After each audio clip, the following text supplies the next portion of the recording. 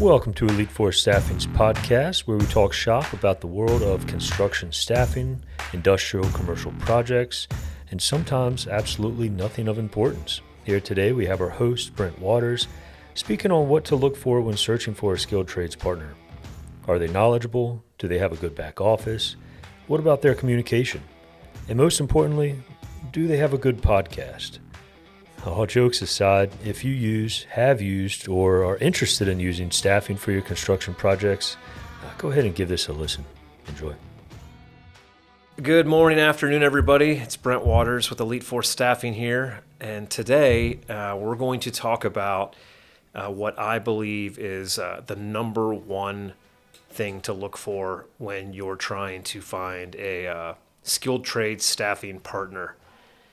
So I think if you back this thing up, I'm pretty sure that this discussion probably shares a lot of similarities with other types of staffing, whether it be commercial staffing or hospitality staffing type companies. But obviously my experience has been in the skilled trades.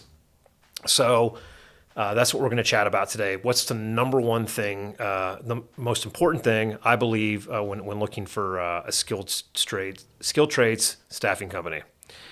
And there's a bunch of them, right? I mean, I'm sure we can make a massive list. I was thinking about this earlier today.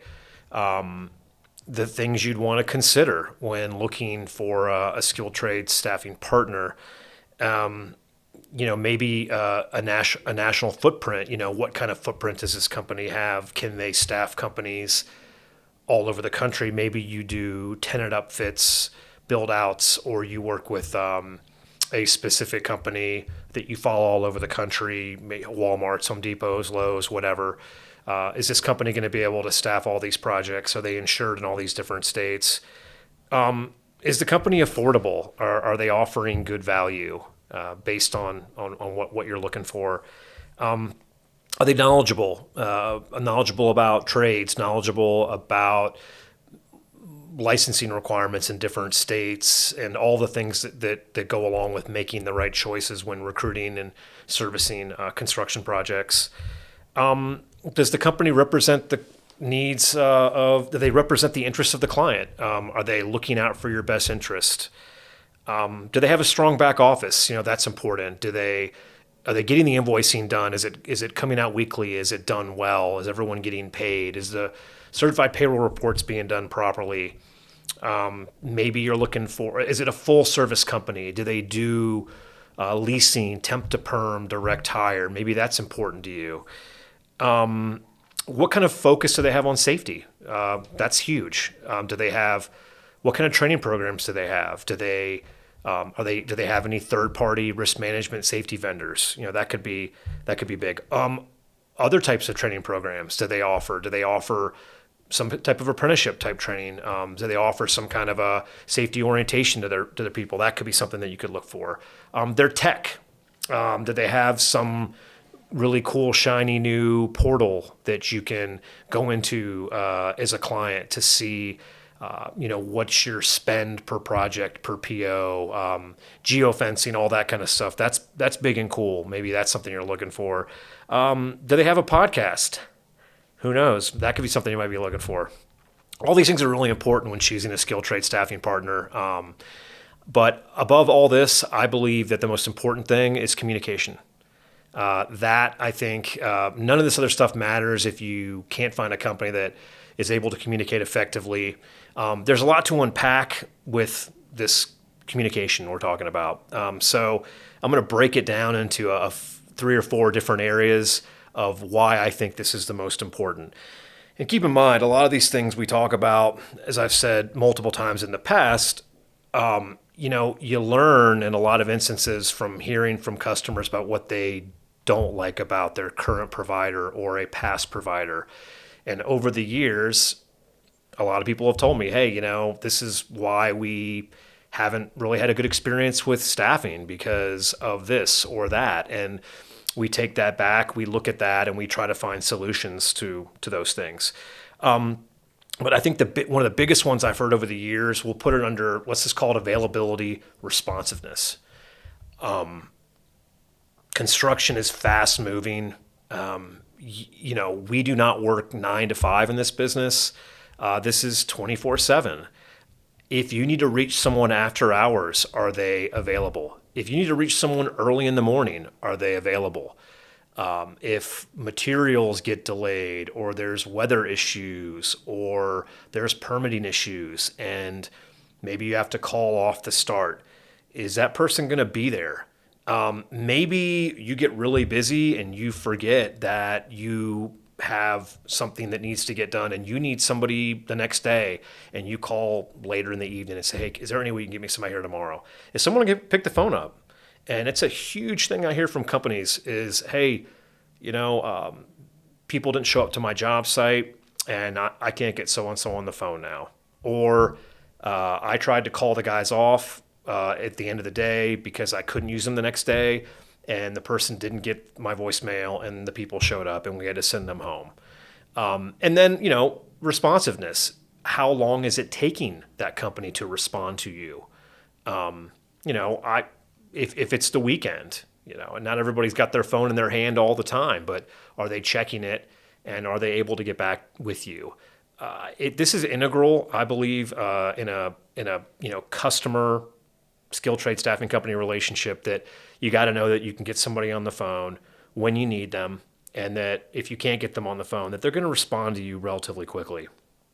I think the second big part of this is honesty, or let's say frankness, maybe perhaps. What do we do well? What do we not do well? We have a lot of companies that will call and say, hey, this is what we're looking for. If we don't think we can provide value there, we let them know. If we think that maybe the market that they're working in is paying this much per hour and they're several dollars below, and we just don't think we're going to be able to attract candidates, whether it's a short-term or a long-term project, let them know. Because this is the thing. Obviously, whether we're able to come through for these clients or not is going to affect what they're trying to do on that project. And we understand that. We understand that, this isn't something to play around with. If someone's calling with a need, we need to let them know, hey, you know what? You're looking for sheet metal mechanics. Really, it's something that we've done. It's been several months. We really don't have a strong pipeline there. We are glad to get to work on it for you. And we're really confident with our processes that we're going to be able to come through. But we need you to understand that this is where we are with it, so you can make the appropriate choice on your end to do what you need to do. We always talk about it. It's a long view. If a customer walks away from us because we're honest with them and tell them that we can't staff something for them, we hope that they'll come back down the road, but we'd rather do that and not put them in a bind and jam them up, get them in a situation where they've rented equipment and then someone doesn't show up.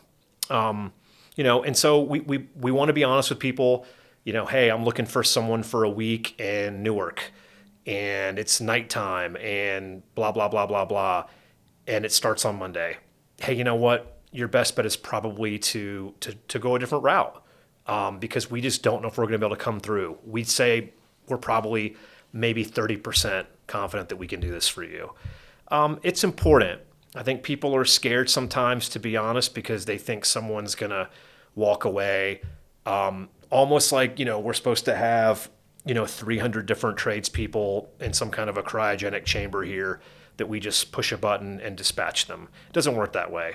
We're really good at what we do, but we're not always going to come through. We let people know they can make decisions and they don't get stuck in a bad situation, and we don't feel responsible for that.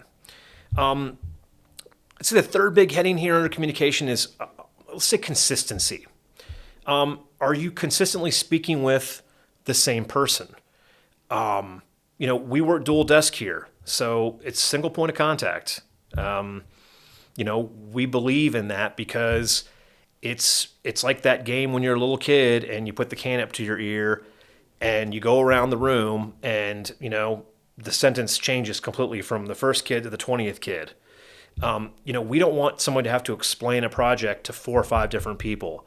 So, do you talk to a salesperson who then passes it on to a recruiter, and then you're dealing with the recruiter.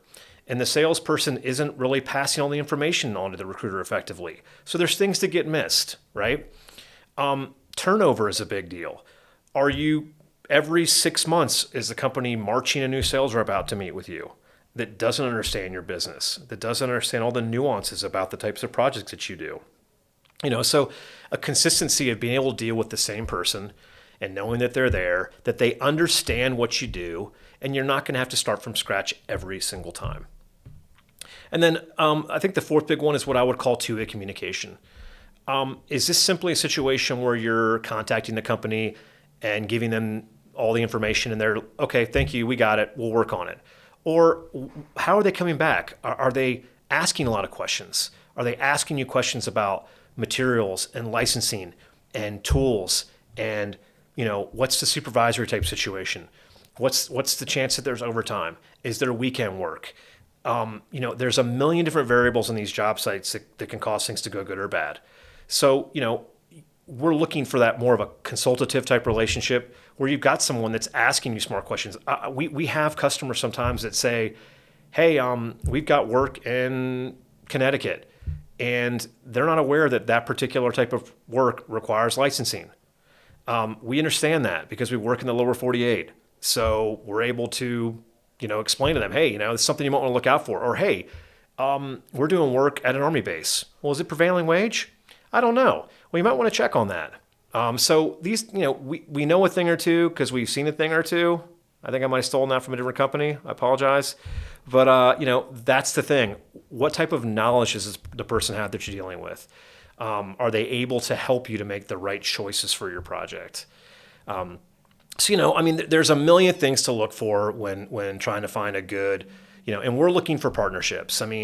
If you're looking for a company that is going to be there for you through the thick and the thin, what's the most important thing? And like I said, there's a million things out there to look for, but I really think communication is the key.